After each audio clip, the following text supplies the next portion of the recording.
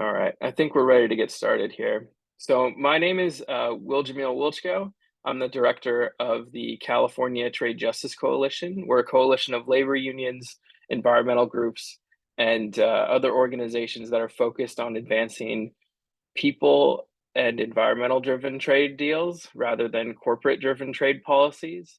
Historically, we've opposed deals like NAFTA, the Trans-Pacific Partnership, CAFTA, and other corporate-driven neoliberal trade policies. And so I'm really happy to be here with you all today, and I'm so excited to see so many people here who are excited about what's happening with the organizing around APEC, specifically on climate and other issues.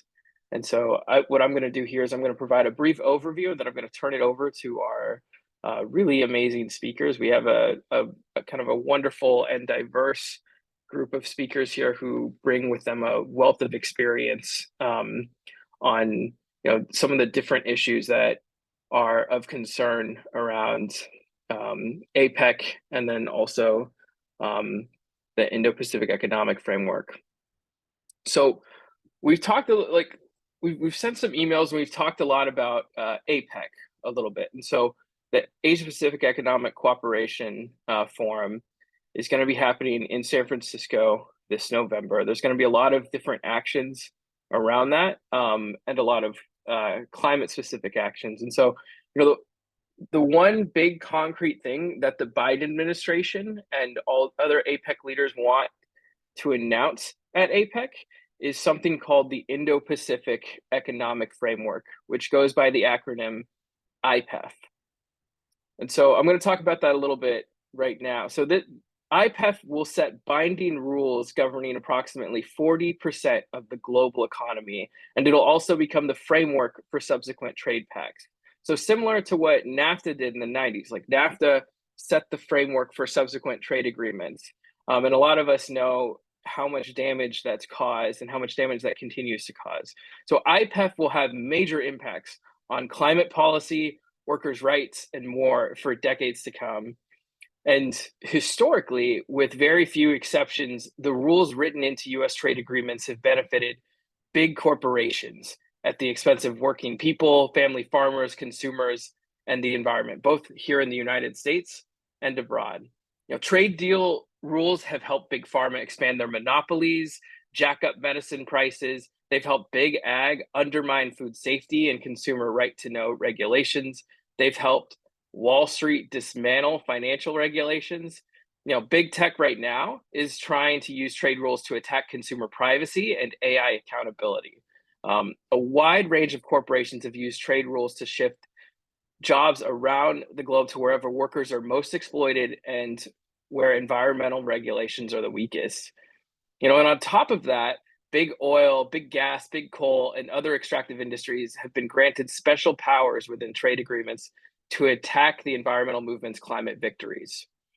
So, for example, at this very moment, a company called TransCanada has a $15 billion trade challenge against the US over the Biden administration's refusal to grant it permits for the Keystone XL pipeline. Another company has a suit against Quebec's decision to ban fracking under the St. Lawrence River. There was an earlier suit against permitting decisions against a coal-fired power plant in Germany that convinced the country to allow the plant to move forward. So even the Inflation Reduction Act, which for a lot of folks in DC, it seems like the most ambitious climate legislation the US has ever passed, and something that we all here know isn't nearly enough to prevent the climate catastrophe. Its climate provisions are threatened with trade attacks right now by multiple countries. The Biden administration is spending huge amounts of time trying to deal with these trade attacks, thus far by agreeing to new critical minerals agreements that lack labor and environmental standards and perpetuate a hyper-exploitive rip-and-ship resource extraction model in the global South. So long story short, past trade deals have almost always been awful. They've been horrible for the planet. They've been horrible for workers as well. And climate activists and working people are often, and as is the case today with IPEF, not represented in the negotiating process that is all too often not transparent and not accessible to ordinary folks. And if you look at the text proposed thus far for IPEF, it includes no environmental standards whatsoever, no environmental enforcement tools, and again, doesn't even mention climate change. So the text that was released recently around IPEF is just one part of IPEF. It's not the whole thing, but that was one part on global supply chain, which of course would have a lot to do with climate change. We need better supply chains to transition to a clean energy economy, and we need more resilient supply chains to survive ongoing climate emergencies. To not mention climate change when creating an agreement on supply chains that will be in place for the next 20, 30, 40 years just reeks of climate denialism. Meanwhile, corporate lobbyists will be all over APEC. They've been all over IPEF negotiations, working hard to get what they want and enjoying unlimited access to trade officials and negotiators. And so what it looks like right now is, like many neoliberal trade deals before it, as it stands, IPEF will do nothing to address the climate catastrophe we're facing. Our leaders and APEC leaders are clearly not taking the climate crisis seriously. California is burning, Hawaii is burning, the global South is continuing to bear the consequences of inaction. My generation, I was probably like 3 when NAFTA was negotiated. I was a kid when the Battle of Seattle happened. We're going to bear the brunt of the consequences around climate change, and we're already seeing this happen. And so to not have any action on climate change, not have any real action, instead have this APEC meeting that's essentially going to be a photo op between world leaders and heads of some of the worst corporations when it comes to pollution and undermining workers' rights is just an embarrassment, and it's also abhorrent. So what's happening now, APEC leaders are merely opting to promote more policies that greenwash and hide devastatingly irresponsible backdoor deals with multinational corporations who continue to be allowed to exploit our planet for profit. They want to smile, they want to shake hands, they want to pretend standing shoulder to shoulder with these horrible, horrible CEOs. And so we're here today as organizations, and we're here as activists concerned about greenwashing and the lack of climate justice in APEC talks as well as IPEF, and we're here to really put some fire to them on this. And so when it comes to IPEF, one of the things we want to do is we want to make sure any final pact prevents trade attacks on climate measures, whether through IPEF itself or through other existing trade and investment pact. Dismantling the rules that enable trade attacks on climate action is something that's called the Climate Peace Clause. That's something we've been fighting for, and organizations around the country and around the world have been fighting for. We also need binding climate standards with strong enforcement tools that get countries, starting with the United States, to meet and exceed their Paris climate obligations. And then we also need the United States to acknowledge its ongoing role in creating and exacerbating the climate crisis, and to offer developing countries technical support, financial support, technology transfer, and other assistance that will help them both survive and to start repaying our own climate debt. And so none of this is going to happen without significant pressure. And these are some of many concerns around APEC. And so there's different tactics at play. You're going to hear from a lot of amazing activists. There's so many groups that are involved in this on different fronts besides just climate, but it's all intersectional. And like the Battle of Seattle, it's so many different organizations and different movements coalescing together to really fight against the neoliberal status quo. And we're at such a critical point right now. So each of our amazing speakers is here to share insights into our own common struggles and also share a vision for why we must act this November around APEC. So with that, I'm going to pass it to Isabella.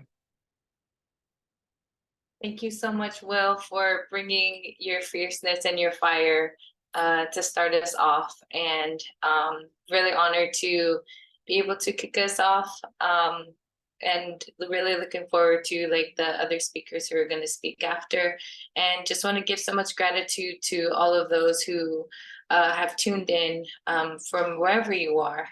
And so I'm Isabella Zizi. I am Northern Cheyenne, Arikara, and Muskogee Creek. I've been born and raised in Richmond, California, in Ohlone lands, and I'm representing I Don't Know More SFB movement rights, and I'm also a signatory on the Indigenous Women of the Americas Defending Mother Earth Treaty. And I was asked to offer some words for a land acknowledgement, and I know sometimes it gets tricky being able to do that online because I know that we're calling in from different areas. But I wanted to really invite people, if you have a plant near you, if you have a cup of water like I do, and I think I even saw David, even if you don't have it, you have water within yourself. And I want you to be able to just acknowledge the life that our beautiful Mother Earth has given us, and know that the water that we are drinking, the water that we offer the plants, the water that we offer ourselves, all holds a significant memory, a memory that travels far beyond our time of life right now and the times that have gone before us. And it will continue to pass on these messages and the work that we are taking on, the actions that we are taking on, the initiatives that we as a community, that we as people are aligning ourselves and reconnecting our true values back with Mother Earth and all that she offers in the sacred system of life and the sacred web. And that involves our non-human relatives who aren't able to have that say. That involves the plants, the birds who fly above us, the four-legged that walks alongside us. That involves those who swim in the oceans next to us, and even those who crawl deep, deep, deep in the soil beneath us. And that we also have the obligation to have a say for them as well. And to also stand with one another who are constantly dealing with the offsets of the destructions from these big corporations and these industries who are part of these these free trade schemes. That's really what they are. And growing up in Richmond, California, near the Chevron refinery, this is like a huge impact that's even larger than I had even ever imagined as a kid. And just putting that, just like, I wanted to share that as that larger message of like growing up, seeing a refinery in my own backyard, and even as an elementary student, thinking that everybody had a refinery just right behind them. I didn't know how not normal that was, and I also didn't know how many ties that this specific refinery has in connection to all the other harms and destructions that they have been causing to not just the community in Richmond, to the Bay Area, but at large globally. And just really want to again say thank you, and thank you all so much for taking the time to recognize and acknowledge the life that you have within yourself and what you may carry, and those who have helped bring you here today. And of course, water is life. Thank you to all for being here. Madam. Thank you so much. I'm going to pass it to our first speaker here, David Solnit. David Solnit, I mean, for those of you who don't know, he's a legend, but is a direct action and arts organizer. He helped organize the shutdown of the WTO in Seattle with the Direct Action Network and the anti-war shutdown of San Francisco's financial district the day after the United States invaded Iraq with direct action to stop the war. He's part of the Shutdown WTO Organizers History Project Collective and currently provides art support to climate justice and worker movement. Most recently with the Art to End Fossil Fuels Project. He is the author, editor of Globalized Liberation, How to Uproot the System and Build a Better World, Army of None, and the Battle of the Story of the Battle of Seattle. David, take it away. Thank you for that. And thank you, Isabella. And thank you, Christina, for screen sharing some images. I'm just gonna walk people through some art and images of struggle, and just to share that over the decades, we've learned that when we fight, we win. Although I would add, when we fight and we're defiant and creative and strategic, and we work across communities and across movements, we can win. That a lot of the things that are happening in the world are a tug of war, and we're in a unique place, being in the global north, in the heart of the beast here in the U.S., that we can make a big difference. So in this epic battle where we need to pull hard against corporate capitalism, just wanted to share. If you go to the next slide, Christina. We're almost at 30 years since NAFTA passed, and throughout the 80s when Reagan was elected, and throughout that period, they started to enact free trade and deregulation that allowed a race to the bottom between workers all over the planet, and also a race to the bottom in terms of environmental and climate standards. It was late 1993 when bipartisan support allowed NAFTA, the North American Free Trade Agreement, a huge corporate power grab in Mexico, the US, and Canada, to pass through. Bill Clinton announced it on the eve of going to the APEC conference in 1990, at the end of 1993 in Seattle. So there's an APEC thread throughout here. So he announces it, goes to APEC, and tries to further free trade. Do the next slide. And it went into effect on January 1st, 1994. And the Zapatistas rose up in southern Mexico and Chiapas, led by indigenous folks, mashing it up with some revolutionary left politics in Mexico. They, and this was at a point where the old forms of struggle in the Soviet Union had collapsed. So the left was rethinking and taking some insight from indigenous folks. But they rose up, took over huge parts of Chiapas in an open rebellion. They said that NAFTA was like a death sentence for indigenous folks because it took away some of the land rights they had fought the Mexican Revolution for. And this is a picture from a consistoria we did on the 20th anniversary of the WTO, but they also noted that we're not anti-globalization, we're for globalization from below, and that there's two kinds of globalization, one from above, that's cynicism, stupidity, war, destruction, death, and amnesia, and then another kind of globalization from below, which is rebellion, hope, creativity, imagination, memory, and a world in which many worlds fit. So we're fighting from below against the globalization from above. If you change the slide. Exactly 1 year after the Zapatista uprising, they announced the formation of the World Trade Organization.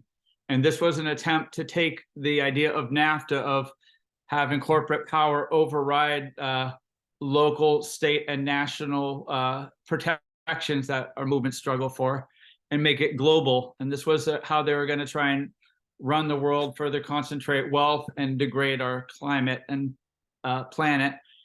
And people in Seattle, people gathered from all over North America and around the world, and there were parallel actions around the world. And the Zapatistas had actually initiated a whole series of encuentros, which led to the People's Global Action, a global network of mass direct action against corporate globalization and corporate power.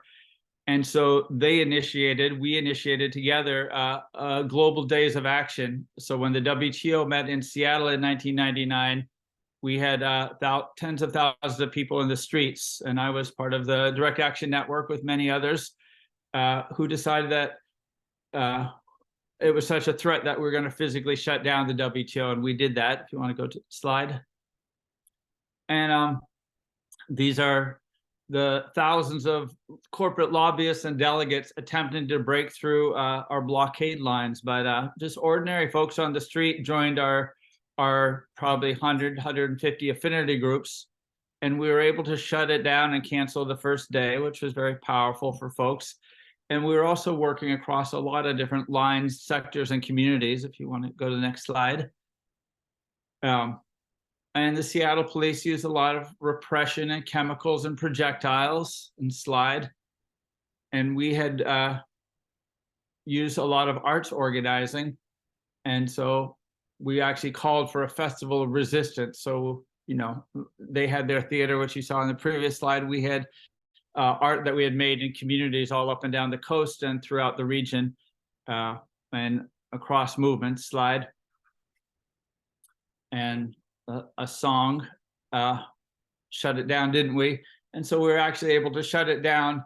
And the fact that people in the global north, in the US, the heart of the beast, were in rebellion, backing up the movements in the global south that were bigger in numbers and had been going harder and longer, it bolstered it. And so it resulted in that WTO negotiation. That was their plan A of how they were going to run the world. It collapsed and ended up in failure.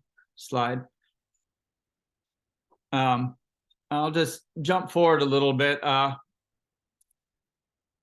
Flash forward a few years, and the US was entering the 2003 war in Iraq. You know, and we had had a pushback with the war in Afghanistan in the wake of September 11th. But a lot of us who were in the global justice movement realized that we needed to take on militarism. And so many of us who had helped shut down the WTO in Seattle, here in San Francisco, said that if the US goes to war, and we did this as a threat to try and create some political pressure, we were going to shut down the San Francisco financial district, the Wall Street of the Western US. And so the day after the war started, 10,000 people blockaded all the major corporations that were profiting from the war and all the major arteries and shut down the city. Slide. And, you know, we continued the WTO next met after Seattle in Qatar, a place where people didn't have any freedom of speech because they were scared of social movements. Flash forward 2 years later, the WTO met in Cancun, Mexico, and we did our solidarity demonstration at the Chevron refinery that Isabella was just talking about. And slide. And the year after, in 2000, right after the WTO, the same forces initiated the free trade area of the Americas, trying to expand NAFTA to all of North and South America. And through struggle, this is a picture from a mass mobilization in Miami in 2003 that those of us in the anti-war and global justice movement mobilized to, but also folks across the Americas, especially in South America, did mass mobilizations. So in that 5-year period, we were able to create so much pressure that we actually killed the free trade area of the Americas and protected the Americas from another free trade zone. Slide. I think that's the last one. So just a hopeful thought that we can weigh in here in San Francisco and use where we are, who we are, and work across lines. And when we fight, we win. Thanks.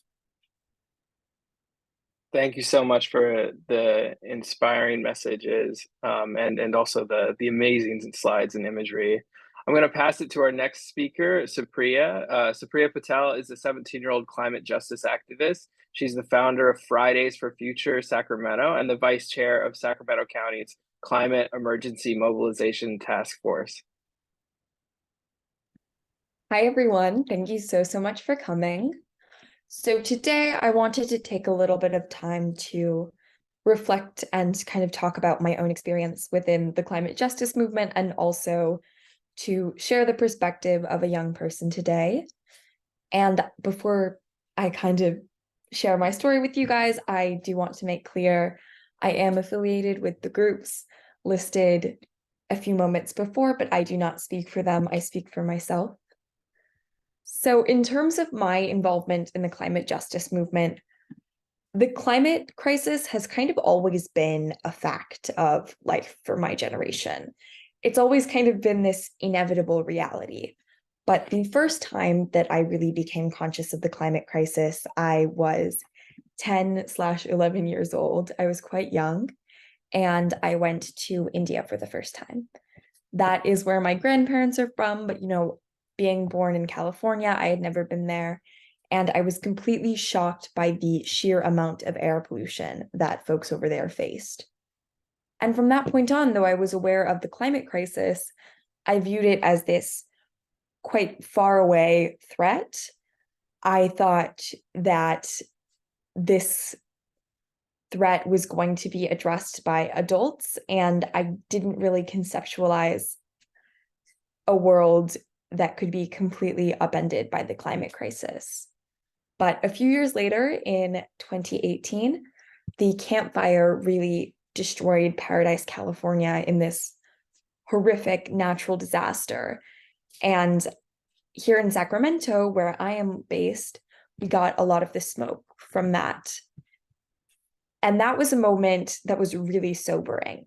I'm a person who has asthma, and I really struggled to breathe, and we couldn't go outside. And our teachers at school, because at this time I was in middle school, tried to pretend like everything was okay, but it was just so obvious that something was blatantly very much not okay.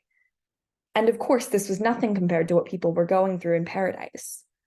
But since then, we have seen all of these climate disasters continue to increase. And even worse, we've seen this really active negligence from our leaders to discuss this cause, let alone act on it.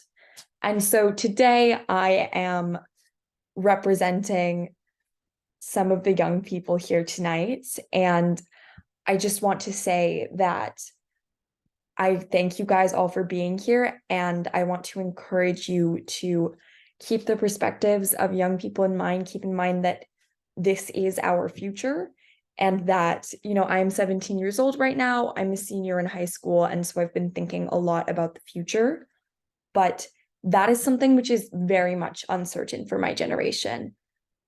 The climate crisis is going to affect my generation very severely. And in fact, it's currently affecting many people right now. I know that we had someone who mentioned before that they were kind of on the front lines of the climate crisis in Richmond.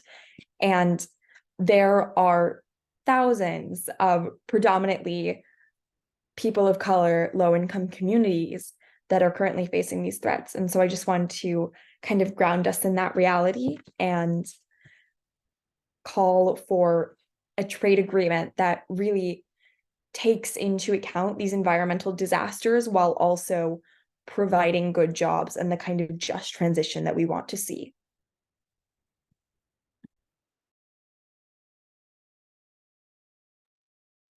Thank you so much for sharing your perspective, and also for really kind of enlightening us on what the issues are that youth are most concerned about.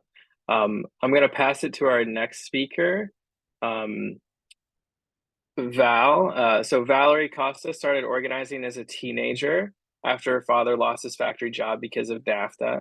She started working on climate justice 10 years ago as a trainer and consultant with 350 groups around the country, and joined her local group, 350 Seattle, ultimately becoming its first executive director.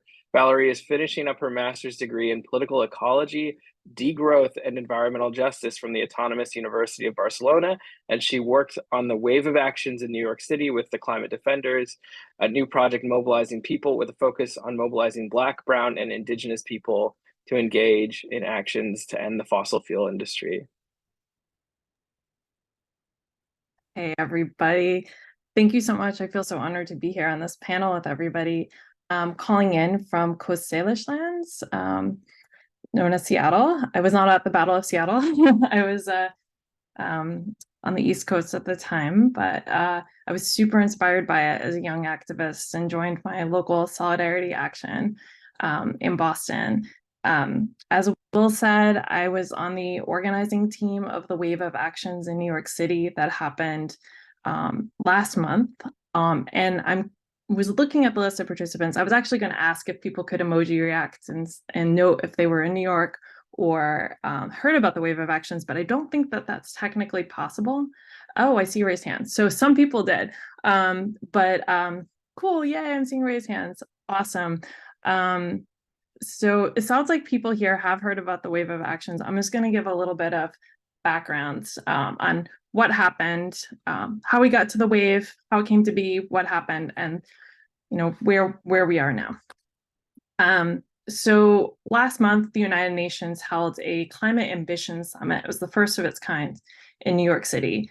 and world leaders gathered to talk about, how to take action, strong action on climate change, but only 34 countries were invited to speak at that because they're doing something. The United States, China, for example, were not permitted to speak at the summit. When this summit came to be and it was called, organizers across the country started planning a big march. And that was the March to End Fossil Fuels in New York City. And there were marches all over the country, all over the world between September 15th and 17th. And a group of other organizations, a subgroup of those organizations, including Climate Defenders, who I'm working with, New York Committees for Change, Oil and Gas Action Network, that's co-sponsoring this webinar, 350, RAN, et cetera, said, hey, a bunch of people are going to be in New York, and let's try to pull together some actions really targeting and calling attention to the companies, the institutions, and the government entities that are upholding the fossil fuel industry. So I want to share a little bit about the week of action, the climate shutdown. First slide, please. All right, so we started off with the direct action at BlackRock. We took to the streets in Midtown Manhattan, outside of BlackRock's headquarters. They're a terrible company. They have hundreds of billions of dollars invested in fossil fuels. Their CEO parades around touting the importance of oil and gas. We shut down 10th Ave outside the headquarters with a giant oil derrick, disrupting business, and sent a clear message that their investments in fossil fuels are unacceptable. Next slide. The next day, we went to Citibank. This was an incredible action. Hundreds of us blocked the entrances of Citibank, effectively stopping thousands of employees from getting into work for the day. Citibank, now they try to make themselves sound all green and sustainable, but they've invested over $300 billion in new fossil fuel projects since the Paris Agreement. What was incredible about this action, I'm standing there blockading the doors with a bunch of people, and there were some angry employees, but there were a bunch who were just standing there kind of waiting to get in. And at one point, Alec from Stop the Money Pipeline got up kind of above the crowd with a bullhorn, and he directly talked to the employees and said, hey, this is your planet too. We're here, let's work here together, protect our home, and stop your employer from investing in fossil fuels. And he said, if we win, we won't be back. So that was an incredible action. Next slide. The next day, we marched on the Museum of Modern Art and demanded that they cut ties with Henry Kravis, who's the founder of KKR, a private equity firm that's investing in the Coastal GasLink pipeline, among other nasty projects. We said we would occupy the MoMA until the president of MoMA agreed to meet with visiting leaders of the Wet'suwet'en Nation in Western Canada, where the Coastal GasLink is being built. Unfortunately, he refused, he didn't respond, and after midnight, police arrested our group. Next slide. On Sunday, we all joined the big march. Over 75,000 people marched to New York City to end fossil fuels. It was an incredible march, lots of amazing speakers. Next slide. So on Monday, and hundreds of us in the pouring rain, and I mean pouring rain, I'm from Seattle, this is real rain, was coming down, and still hundreds, I was in maybe even 800 to 1,000 people amassed in the rain, marched to Wall Street in an act of mass civil disobedience. And then we went to the Federal Reserve and blocked the entrances of the Federal Reserve, shutting down the Federal Reserve with a demand that the Reserve stop fossil fuel financiers and seriously consider the impacts of the climate crisis in their risk analysis. Essentially, the Federal Reserve does have the power to regulate the fossil fuel industry, and they don't. Next slide. So finally, on Tuesday, the next day, we marched on Bank of America, where activists took arrests there, blocking the doors in solidarity with activists from Uganda, the Philippines, and Canada, who are fighting pipelines and environmental destruction funded by Bank of America. Next slide. So in the end, 189 people were arrested over the week. Just a quick legal update, because people might want to know what's going on. Already, all cases have been dismissed or will be after 6 months. We are still collecting some legal funds to pay for attorney. And so we have a link in the chat. If you're inspired to give, that would be amazing. Just to support everybody who threw down there. I wanted to share what was different for me about this action, because I've been involved in the global justice movement from when I was in college, as David was talking about, was bringing back memories to like the anti-war movement when we pivoted to that, climate spaces, workers' rights. And New York City, to me, felt like this momentum was building again. The energy was building. It felt very alive. It was not just the numbers of people risking arrest, that people were willing to stand on the downpours to join action and lock arms together. The singing, the chanting, the energy, there was an energy that I haven't felt in a long time. It felt like people were kind of waking up out of the pandemic. And I have a feeling that the APEC actions will be similar, that we're building momentum and rebuilding momentum into a time where more and more people are going to join together and rise up together and take action on these corporations and institutions that are destroying the planet and our livelihoods. So what's the connection between APEC and the New York City wave of action? These corporate-led free trade meetings are never good for people or the planet. We've already heard about that. They make it sound like it. If you look at their website, they're committed to sustainability and they're going to reduce fossil fuel dependency, but then they'll sit in their tall glass towers like Citigroup and BlackRock and Exxon and make decisions that lead to more poverty, more starvation, and more climate fuel disasters. So finally, wonder, why should climate activists care about APEC? And I was thinking about three things. One is that trade deregulation leads to more corporate buyouts of lands, and in particular, the expansion of mining across Asia. Mining pollutes lands and waters and destroys livelihoods. And I was reading about this in preparation for tonight, and I was reading about 40,000 indigenous people in the Philippines who've been displaced from their lands because of mining. Two, environmental defenders across the world, particularly in Asia as well, are facing real risks for standing up for their community's well-being. Global Witness puts out a report every year about violence against environmental defenders. And in 2021, 19 defenders from the Philippines were murdered for their activism, for protecting their communities. And that was also mostly in the case of mining. And third, and I think this is particularly important for us in the United States, as we're pushing for an end to the fossil fuel era, we need to remember that the mining needed to produce electric vehicles and solar panels is also super destructive. So I think it's really important that we do what we can to support frontline activists around the world, and also do what we can to reduce our collective consumption in the United States, because we are using more than our planetary share of the world's resources at great suffering to people in the global South. So like in New York City, now in San Francisco, we really need to keep making it so these corporations and the elites and world leaders cannot continue with business as usual, because their decisions are literally killing people. So thank you for having me. I hope I can make it. I haven't decided, but thank you so much for doing all this great organizing. Thank you, Val, for sharing all the amazing images, and also for inspiring us with the work that was done in New York. So I'm going to pass it to our next speaker, Nars. Nars, or Narissa Lee, is a member of the San Francisco Committee for Human Rights in the Philippines.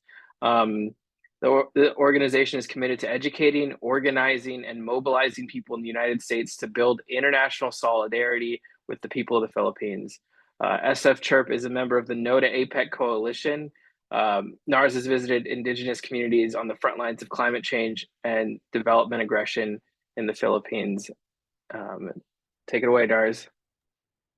Thanks so much. Yeah, that was a kind of an incredible segue. Thank you, Valerie, for the points that you've made, with the Philippines being one of the most dangerous countries for environmentalists. It's a race between the Philippines and Colombia. And yeah, so I wanted to go over, here I'm representing the No to APEC Coalition. Here we see, I don't know how many folks here are from San Francisco Bay Area, but we're putting up billboards already around APEC. Says touting the values that APEC is trying to represent. Of course, we know on the right, this is like a mock-up of sort of a spin off of their ad that APEC is going to be deceptive, and that what they're pushing forward are false solutions for the people. So you can go ahead to the next slide. Actually wanted to play a video, and this is May of this year, so you can go ahead and play that.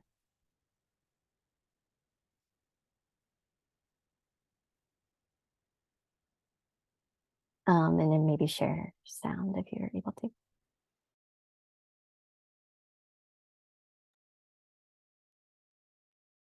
Can folks hear the sound? I can't hear the sound. I can't hear the sound either. Okay.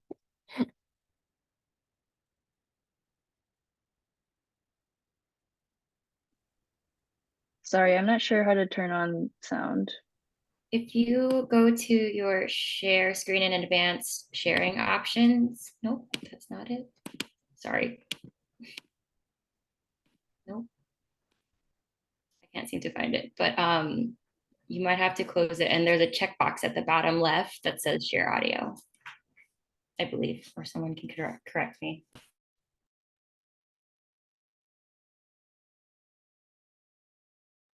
Yeah, I think it's also near your unmute button as well if you click that.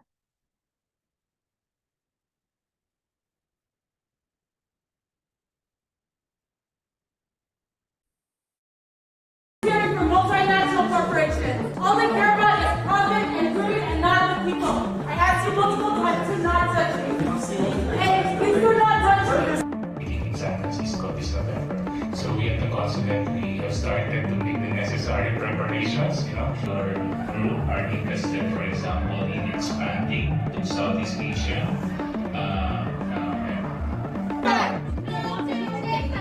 No to APEC. Justice for Valerie Lee. Justice for Valerie Lee. But how you want it? I wanted you to leave while you were disturbing. $10 a day. Black people are forced to migrate from our homeland. $11 trillion has been stolen from Southeast Asians due to unequal trade relations. Workers and people that are most affected by no pay. U.S. workers do not benefit from unequal trade relations. They only benefit imperialists and corporate elite. APEC that promotes the profits of corporations off of the backs of exploiting workers.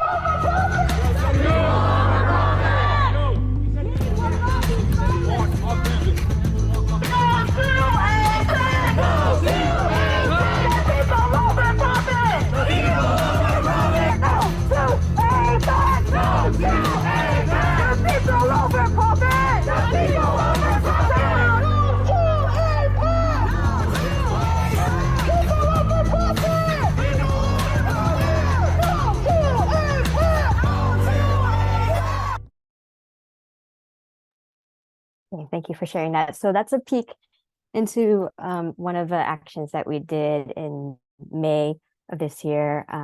University of San Francisco hosted a panel. Oh, you can go back to the previous slide. They hosted a panel featuring consul generals from different Southeast Asian countries. And then it was really, a cheerleading sort of session for APEC. And we were able to disrupt it and have a protest on the inside and then also on the outside. So that's one of the ways that we started protesting APEC here in the city. And then the coalition also was engaged in actions in Seattle.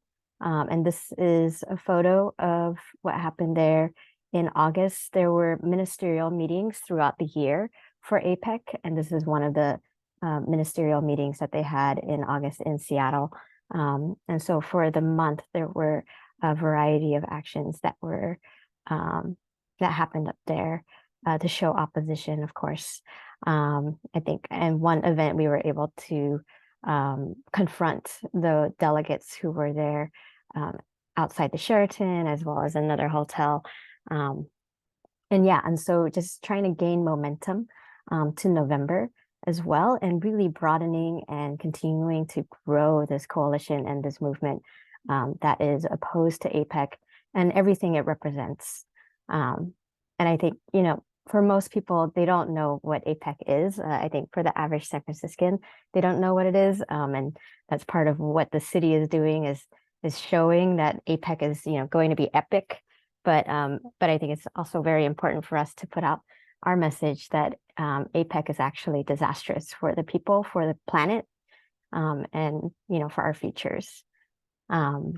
Yeah, so as far as the coalition, we've grown to over 100 organizations, some of them from different countries. We have a diverse and broad set of organizations concerned about APEC. And we have climate justice activists, we have labor. San Francisco Labor Council passed a resolution against APEC. We have trade justice organizations. And then also we have national liberation struggles that are also opposed to APEC and in the coalition. Like in the video, you know, we have folks that hail from countries where they're fleeing their homelands, people who are here as refugees because of the military regimes in their homelands, who are militaries who are protecting assets of corporations like Chevron and other multinational corporations. And like Valerie was saying, especially mining corporations. And so you see that this coalition is a really broad set of concerns and organizations and movements. And so it's exciting to be a part of this with so many different people. You know, this is really a global problem that warrants a global response. And it's exciting to be a part of this. So in San Francisco, hosting 21 heads of state and then 21,000 people supposedly to attend this APEC summit. This is the most heads of state that San Francisco has ever hosted. And we're excited to show that these heads of state and these corporations and CEOs of these corporations are not welcome here. And we're excited, you know, with this coming off the heels of what happened in New York at the UN General Assembly with over 50,000 people, right? So that's incredibly exciting. And this is really like a convergence of such a broad set of our struggles and movements. And hopefully this isn't going to be the last, right? But this is hopefully revitalizing our work together. The No to APEC Coalition, you know, unites what we're against, which is this elitist affair, determining the fate of billions of people, and increasing the exploitation of workers and people all over the world, and then the theft and plunder of the land. I will just go over to the next slide. So this is a list of, you know, some of the corporations that are have been supporting APEC, and we'll see that, you know, a number of these corporations have been responsible for the climate crisis and you know, some of the exploitation of workers and profiting off of people's backs. And so, and then the next slide, you'll see is the launch of the coalition back in June. And then you'll see, yeah, we're in front of San Francisco City Hall. It's a humble crowd, but we were loud. And then the next slide. So these are some of the member organizations of the coalition. We've definitely grown since then, since this has been generated, so we need to update it. But just a sense of, you know, the breadth of organizations involved. With lawyers, we have environmentalists, homeland struggles, and yeah. So and then yeah, in the video, it also has it shows very briefly, but Brandon Lee, just to echo off of what Valerie was saying about people being on the front lines. Brandon is a quadriplegic, and he's in the video, and he was obstructed from exiting the USF event that we were protesting at. He has been an environmental defender in the Philippines. He was living there for 9 years and working with the indigenous people there. For his work as a paralegal and a journalist, he was doing nonviolent advocacy with them. And he was gunned down by the Philippine military outside of his home. And so, it's just, I think it just shows sort of the breadth. I think we have, climate activists here who have been doing this work for decades. And we have labor activists who are also involved in labor organizations outside, also having an eye on this and seeing, what we can do here. Because people are working under incredibly exploitative conditions in the third world or in the global south, and can hardly make enough to put food on their table. So this work, we understand, I think climate activists understand as much as anyone else, that time is not on our side, and that our struggles are interconnected.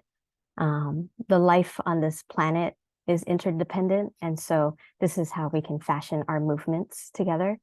And then that those people who are in power don't actually want us to work together, to be building cross communities, that they're able to share their own knowledge and trainings. They're colluding with each other on how to violently crush our movements to gain more profit. But on the other hand, we have to build with each other and work and forge really deep unities and relationships of solidarity with each other if we're to have a fighting chance. So yeah, really excited to see you all on the streets. And yeah, I'm excited for November. So I think Krisha will take over and talk about what's happening next. Actually, I'm going to. Thank you so much, Nars. That was awesome. Really appreciate your work so much. And I just want to share briefly about what's coming up and what we're doing.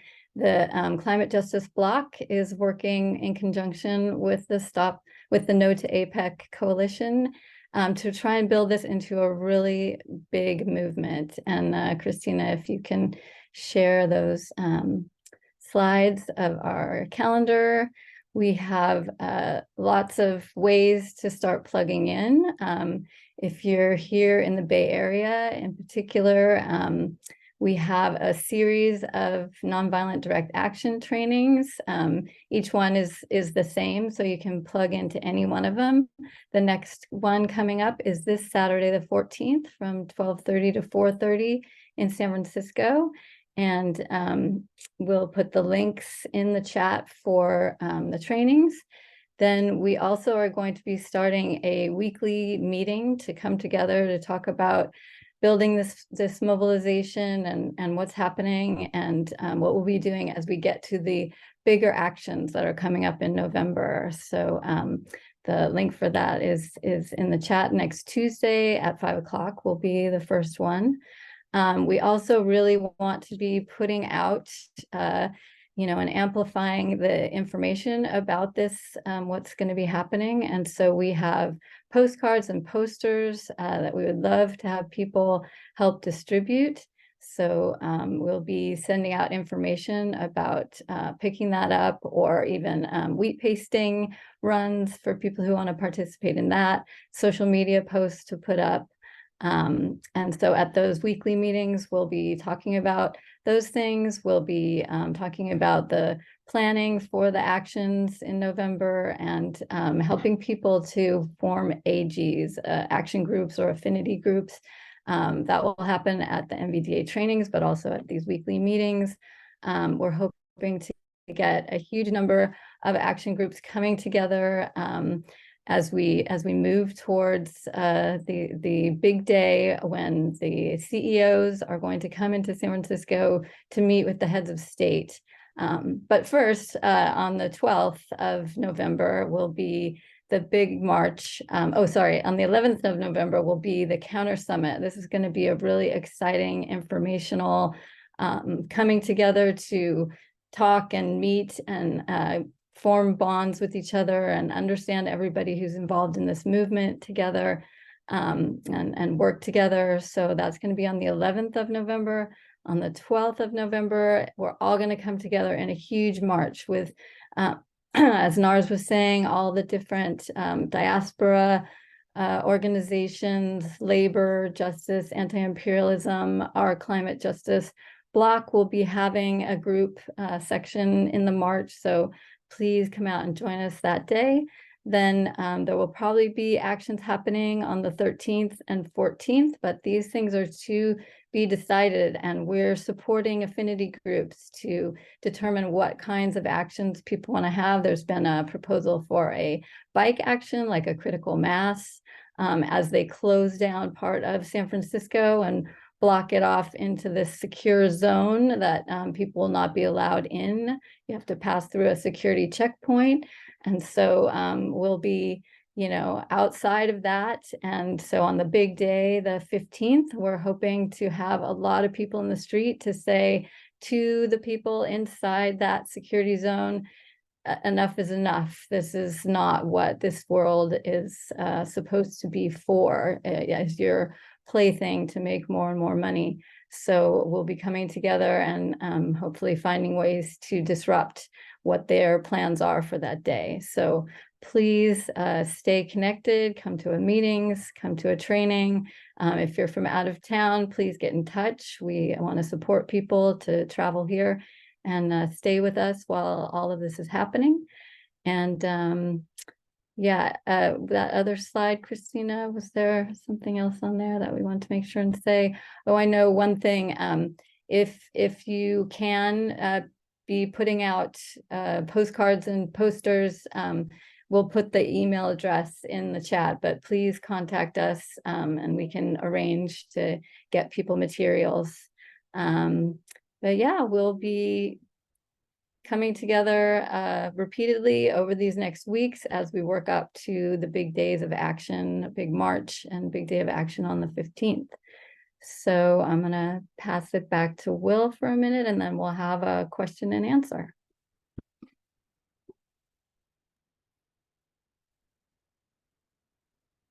I think from what I understand the program, I'm passing it to Krisha. Yep, no worries. Thanks, Will. And thank you all for being here. I'm Krisha. I'm going to help close us out before we open up the chat to your questions. So if Christina, you could put out that last slide. What is next from here? I have to see it to believe it. No, it's fine. Step one, gather your people. Who are the people around you who would be down to come and throw down and shut down APEC at the week of actions, form an affinity group, start talking plans to come out, and just start creating those conversations. Step two, attend a direct action training. Like Leah said, the next one that we have is this Saturday. And then after that, we only have 3 more left. Bring your group with you. If you don't have a group, we can get you connected with other affinity groups.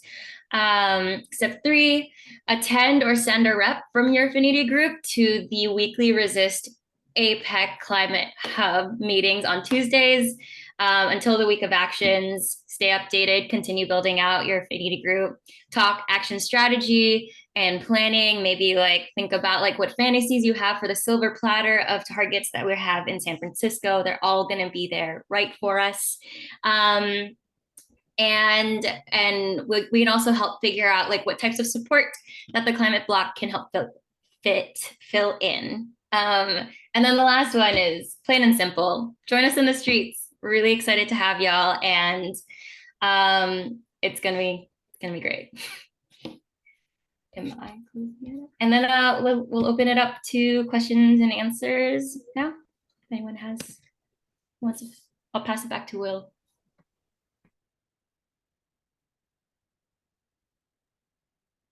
Okay, so I think we have a few minutes for Q&As. If folks have other questions, feel free to follow up via email.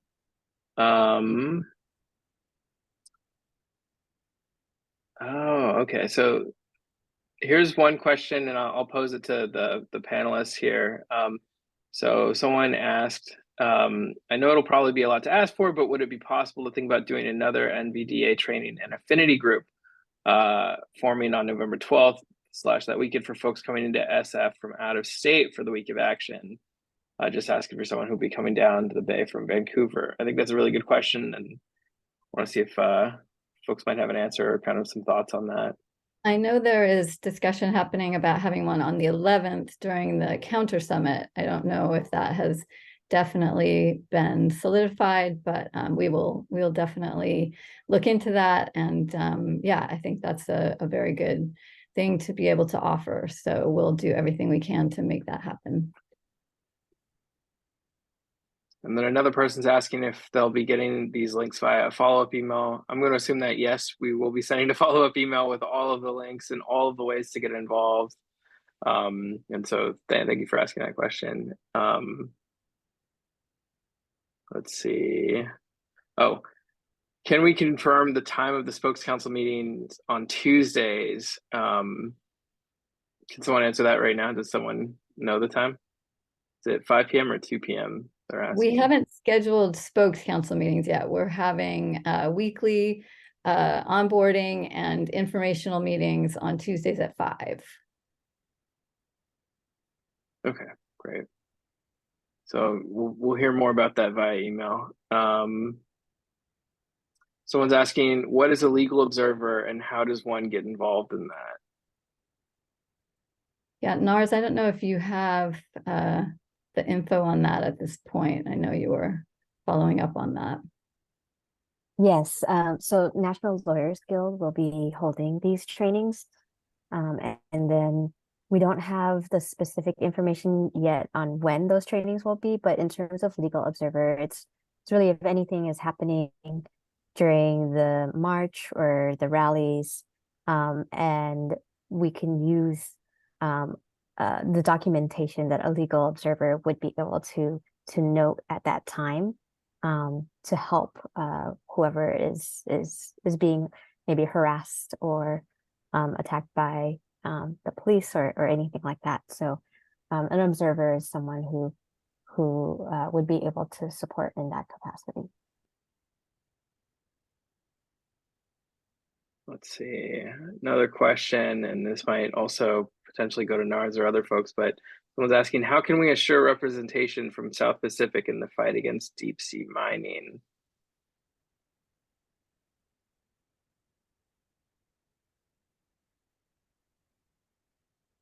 Anyone want to take a stab at that? I think, I mean, does anyone know any organizations or people or communities? I think that would be amazing to have that represented, because that is definitely a part of the region that we're talking about, that's going to be discussed. Yeah, and deep sea mining is definitely a new and aggressive venture that's happening. So I'm sorry that I don't know if that's an answer, but we can do some research. I think it falls. Oh, go ahead. Just to say, I just saw the point that somebody registered for the meeting next Tuesday, and it said 2 o'clock on the registration. There must be some time zone, glitch that's happening. So we'll make sure and get that cleared up. But it definitely is at 5 p.m. Pacific time. Great. And yeah, I think that a lot of it is about continuing to build out this movement and include as many different organizations and people as possible. I mean, as Nars has emphasized so well, it's really about building this huge kind of movement of movements, and building these spaces in which all these different groups kind of come together to fight for what we're fighting for here. Let me see. Yeah, question about funds. for people coming from out of state. We're doing everything we can at the moment to raise money and hoping to be able to offer support to people coming from out of the area. So yeah, just definitely stay in touch. Come to one of the meetings. We'll see how we can move that in the next couple weeks and be able to work with people on it. Great. And then, let me see. Oh, do people need a professional background to volunteer for security or the care team? That's a question. I mean, as far as I understand, no. Maybe Nars, maybe you want to. Yeah, definitely not. No, you can, yeah. There'll be some training. Yeah, we'll have training for safety and then logistics. We'll also have volunteers for the various needs throughout the weekend and the week. So there's definitely going to be trainings and orientations offered. Great. And someone's also asking, will we have art studio support as we begin? There will be art builds leading up to the events, the bigger events, but those will probably happen in the weeks prior. So yeah. And I see somebody's asking about, oh, where did that go? Oh, a one-page description of the action. We don't yet have the description of the action because it's not set exactly what's going to happen as of yet. So you can participate in the development of what it's going to look like by coming to these meetings and getting involved. So please join us. And someone's asking, are the Tuesday meetings on Zoom or in person? I'm gonna say Zoom for that. All right. Does anyone else want to answer some of the other questions here, or is this a good time to wrap it up? Yeah, we're 10 minutes past our projected ending time. Sorry about that, folks. Thanks so much for staying on to ask your questions, and we definitely will be able to answer them by email. Yeah, so we'll and at the meetings. So please come and participate and we'll figure it all out. Thanks, everyone. Thanks. Thank you, everyone.